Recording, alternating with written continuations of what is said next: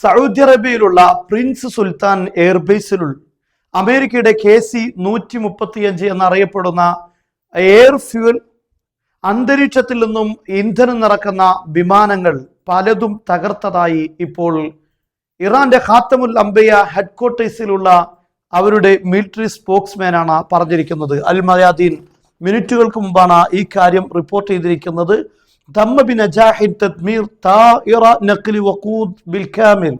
പൂർണ്ണമായും നശിപ്പിച്ചിരിക്കുന്നു എന്നാണ് പറയുന്നത്. അതോടൊപ്പം ഈ ഇനത്തിൽപ്പെട്ടതല്ലാത്ത മറ്റു 3 വിമാനങ്ങൾക്കും അപകടം സംഭവിച്ചിരിക്കുന്നു എന്നാണ്.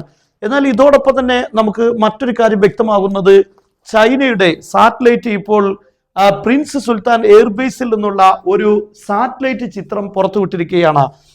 ഈ സാറ്റലൈറ്റ് ചിത്രത്തിൽ നമുക്ക് ഈ ആക്രമണം നടക്കുന്നതിന് മുമ്പ് ഇതാണ് KC-135 എന്നറിയപ്പെടുന്ന എയറിൽ വെച്ച് ഫ്യൂൽ നിറക്കുന്ന അമേരിക്കയുടെ വിമാനം. ഈ വിമാനങ്ങൾ ഇത്തരത്തിലുള്ള വിമാനം ഇവിടെ പലതും ലാൻഡ് ചെയ്തിരിക്കുന്നത് നമുക്ക് കാണാൻ സാധിക്കും.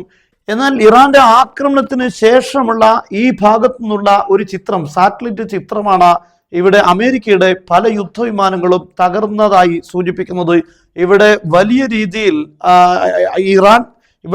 രീതിയിൽ ഇറാന്റെ മിസൈൽ ഹിറ്റ് ചെയ്തിട്ടുണ്ട്. ഇവിടെ വലിയൊരു ഗർത്തം തന്നെ രൂപപ്പെട്ടതായി കാണാൻ സാധിക്കും. ഇതിനോട് തൊട്ടടുത്തുള്ള ഭാഗങ്ങളിലുള്ള യുദ്ധവിമാനങ്ങൾ അല്ലെങ്കിൽ KC-135 വിമാനങ്ങളാണ് തകർന്നതായി ഇപ്പോൾ സാറ്റലൈറ്റ് ചിത്രങ്ങൾ സൂചിപ്പിക്കുന്നത്. ഇത് ചൈനയുടെ സാറ്റലൈറ്റ് ചിത്രങ്ങളാണ്.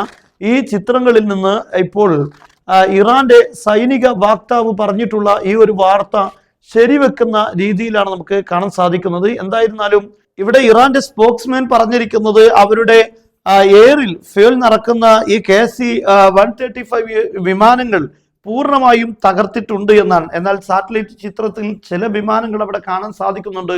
ഒരുപക്ഷെ അതിനും തകരാറുകൾ സംഭവിച്ചിട്ടുണ്ടാകാനുള്ള സാധ്യതയുണ്ട്. അതോടൊപ്പം വരുന്ന മറ്റൊരു പ്രധാനപ്പെട്ട കാര്യമാണ് അമേരിക്കയുടെ F-16 എന്നറിയപ്പെടുന്ന അതിശക്തമായ യുദ്ധവിമാനം. ഈ യുദ്ധവിമാനം ഇറാന്റെ വ്യോമതലങ്ങളിലെ ഇറാന്റെ പ്രതിരോധ സംവിധാനങ്ങൾ മിസൈൽ തൊടുത്തുവിട്ടതിനെ തുടർന്ന് അടിയന്തരമായി എമർജൻസി ലാൻഡ് നടത്തിയതായി അമേരിക്ക തന്നെ ഇപ്പോൾ ഈ കാര്യം സ്ഥിരീകരിച്ചിരിക്കുകയാണ്. US തന്നെ കൺഫേം ചെയ്തിരിക്കുകയാണ്. And F-16 made an emergency landing at an undisclosed location in the Middle East after bombing Iran. ഇറാന്റെ ഭാഗത്തുനിന്നുള്ള ആക്രമണം ഉണ്ടായതിനു ശേഷം ഒരു കൃത്യമല്ലാത്ത ഈ യുദ്ധവിമാനങ്ങൾക്ക് നിശ്ചയിച്ചതല്ലാത്ത ഒരു പ്രത്യേകമായ സ്ഥലത്ത് അടിയന്തരമായി ലാൻഡ് ചെയ്തു എന്നാണ് ഇപ്പോൾ അമേരിക്ക പറയുന്നത്. ഇവിടെ നമുക്ക് വ്യക്തമാകുന്ന കാര്യം, ഇറാന്റെ പ്രതിരോധ സംവിധാനങ്ങൾ ഇപ്പോഴും അതിശക്തമായി പ്രവർത്തിക്കുന്നുണ്ട് എന്ന് തന്നെയാണ്.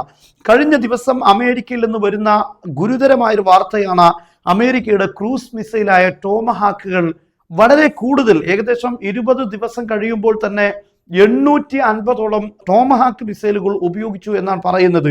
ടോമഹാക്ക് മിസൈലുകൾ അമേരിക്കയുടെ ഏറ്റവും പ്രധാനപ്പെട്ട തന്ത്രപരമായ ക്രൂസ് മിസൈലാണ് ടോമഹാക്ക് എന്നറിയപ്പെടുന്നത്.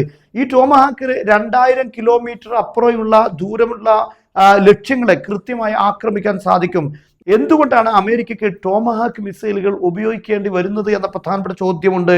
ഇറാന്റെ വ്യോമ മേഖലകൾ യഥേഷ്ടം അമേരിക്കൻ യുദ്ധവിമാനങ്ങൾക്ക് ഉപയോഗിക്കാൻ കഴിയുകയാണെങ്കിൽ ടോമഹാക്ക് മിസൈലുകളുടെ ആവശ്യമില്ല. അതേസമയം ഇപ്പോഴും ഇറാന്റെ വ്യോമ പ്രതിരോധ സംവിധാനങ്ങൾ സജീവമാണ് എന്നതിന്റെ സൂചനയാണ് അമേരിക്ക ഇത്തരത്തിലുള്ള ടോമഹാക്ക് മിസൈലുകൾ ഉപയോഗിക്കുന്നത്. അല്ല എങ്കിൽ അമേരിക്കയുടെ യുദ്ധവിമാനങ്ങൾക്ക് മുകളിൽ നിന്ന് തന്നെ കൃത്യമായി ലക്ഷ്യങ്ങളെ ആക്രമിക്കാൻ സാധിക്കും. എന്തായിരുന്നാലും കഴിഞ്ഞ ദിവസവും അതുപോലെ തന്നെ ഇപ്പോഴെല്ലാം വരുന്ന വാർത്ത, അമേരിക്കയുടെ യുദ്ധവിമാനങ്ങൾക്ക് വലിയ വെല്ലുവിളി ഇപ്പോൾ ഇറാന്റെ വ്യോമ മേഖലകളിൽ ഉണ്ട് എന്ന് തന്നെയാണ്.